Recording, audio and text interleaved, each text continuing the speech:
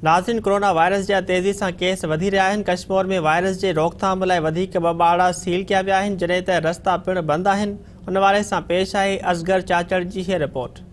जी नाज़रीन, मां इन वक्त कश्मीर की मेन बाज़ार में मौजूद आहियां। कोरोना के वधंदड़ केसनि सबबि डिस्ट्रिक्ट कमिश्नर कश्मीर की तरफा एक लेटर इशू किया हुयो त कश्मीर के ॿ मुखिया पाड़ा आहिनि, जंहिंमें हिंदू मोहल्ला ऐं सुमरा मोहल्ला है, उन्हनि खे सील किया वञे।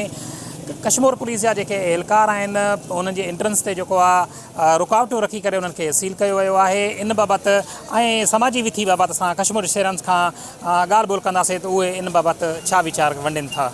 सुठी ॻाल्हि आहे। स्मार्ट उन खां एतिराज़ न आहे। बेरोज़गारी जे उन ते असांखे एतिराज़ बिल्कुलु आहे। गवर्नमेंट को मुतबादिल को अहिड़ो हल करणु खपे जंहिंमें उनखे रोज़गार मिले, इमदाद मिले। तव्हां हे जेको लॉकडाउन कयो आहे, लॉकडाउन थियो ई कोन्हे। माण्हू हलनि था, गाॾियूं हलनि थियूं, मोटरसाइकिलां हलनि थियूं। जेका तव्हां पाड़ा सील कया आहिनि उहा साॻी सील खुली वई आहे। हाणे महिरबानी करे कंहिंखे हथ न मिलायो, कंहिंखे इहो न कयो, घरनि में रहो। असां सफ़ेद पोश माण्हू रोज़गार किथां करूं, काॾां आणूं, कीअं खाऊं। असांजा बि आख़िर बचा आहिनि। असांखे सहूलतूं बि ॾिनियूं वञनि गवर्नमेंट जी तरफ़ां। इमरान खान मोकिलियो हुयो, चई भाई एहसास प्रोग्राम आहे, एल थियलूं बि असांखे पैसा नथा मिलनि। इहो छा तरीक़ो आहे? कंहिंखे मिलनि था, कंहिंखे मिलनि कोन था। बेरोज़गारी वधी पई आहे। असां 24 घंटा चेक करायूं था, हुनमें एल आहे पर हुनमें मैसेज नथो अचे पैसे नालो। महिरबानी कयो, इहो मैसेज मोकिलियो वञे। जी नाज़रीन, तव्हां कश्मीर वासियुनि जूं ॻाल्हियूं ॿुधियूं।